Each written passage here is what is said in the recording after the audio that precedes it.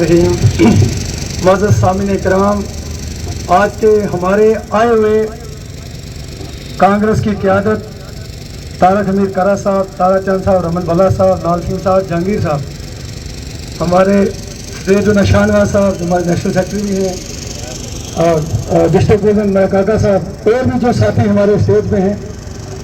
सबसे पहले मैं आपको ये बताता चलूँ कि ये किसी लीडर का जलसा नहीं है, ना ये करा साहब का जलसा है, ना ये भला साहब का जलसा है, ना ये नाज साहब का जलसा है, ना ये किसी और शाहनवाज साहब का जलसा है। ये जलसा है इंडियन नेशनल कांग्रेस का।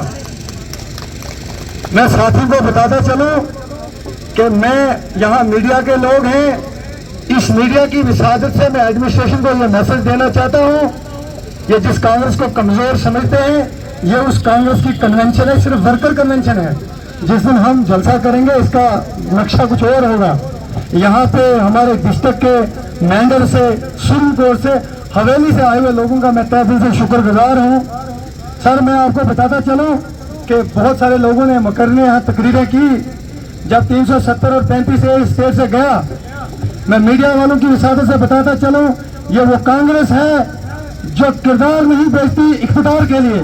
आज इसका सबूत हमारे जो स्टेट प्रेसिडेंट हमारे करा साहब हैं, जब वो 370 और 35 की मनसूखी स्टेट को यूटी बनाया, वो ये उस टाइम सिटिंग एमपी थे, इन्होंने उसी टाइम रिजाइन किया कि हमें स्टेट चाहिए, हमें लोगों का हक चाहिए, हमें इख्तियार नहीं चाहिए।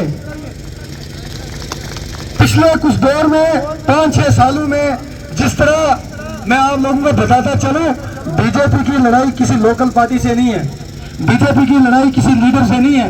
बीजेपी की लड़ाई अगर है वो सिर्फ इंडियन नेशनल कांग्रेस से है। वो उसी डैमेज करने की कोशिश कर रही है, चाहे वो युवाओं को डैमेज कर रही है, चाहे वो बड़े लीडरों को डैमेज कर रही है, क्योंकि उसको पता है अगर 70 साल से आप लोगों को फील्ड में ये सुनने को मिलता होगा कि कांग्रेस ने 70 साल में क्या किया। मैं आपको बताता चलूं, बीजेपी को बता दें, जो आप आज बेच रहे हो वही कांग्रेस ने 70 साल में बनाया है। मैं आखिरी में, वक्त बहुत कम है, हमारी लास्ट में जो मैं आपको बताऊं कि पिछले 5-6 सालों में हमारा जो रूल एंड डिवाइड का ये प्रोसेस चलता रहा, सुप्रीम कोर्ट में हम अच्छा खासा मजबूती पे थे, मैंडर में और हवेली में हम बड़े कमज़ोर पड़ गए थे। सिर्फ युवा और यहाँ के बहुत बड़े कद्दावर नेता, मैं आपको बताऊं कि बिना गुरु के शिष्य नहीं चल सकता, बिना सीनियर नेता के हम जूनियर जो यूथ के लोग नहीं चल सकते हैं। यहाँ के ताज मीर साहब आज बीमारी की हालत में भी 20 एप्लीकेशन लेके एसएसपी दफ्तर में खड़े होते हैं, 20 एप्लीकेशन लेके डीसी ऑफिस में खड़े होते हैं। हमने किसी लीडर की रिप्रेजेंटेशन नहीं देनी है, ये जलसा इंडियन नेशनल कांग्रेस का है। मैं आपको बताऊं, जब आजाद साहब यहाँ से चले गए, सबसे ज्यादा दोस्ती अगर थी वो जहांगीर मीर की थी और मीर खानदान से थी, और उन्होंने उस वक्त अपना पेशेंस बरकरार रखा और पार्टी के साथ खड़े रहे। और ताज मीर साहब जिनके शागिर्द हम आज आपके सामने खड़े हैं, जिस तरह युवाओं की नींद शाहनवाज साहब ने रखी, उदय भानु चिप जो हमारा नेशनल प्रेसिडेंट है उन्होंने रखी, उसी तरह इन लोगों ने हमें कंधे पे हाथ रखा। जो हमने एडमिनिस्ट्रेशन अपने दम पे काम किया, हमने किरदार पे बेचने पे काम नहीं किया।